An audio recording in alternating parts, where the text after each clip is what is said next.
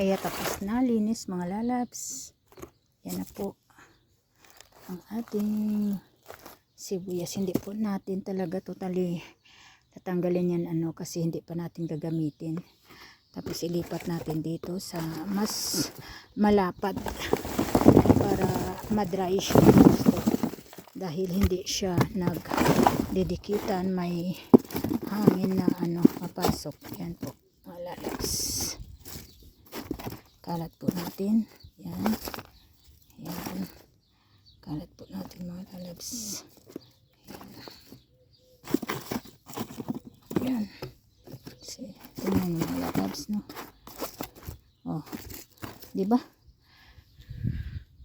Tingnan nyo mga lalabs. Yung ating sibuyas fresh from our garden. Sa garden namin. Oh.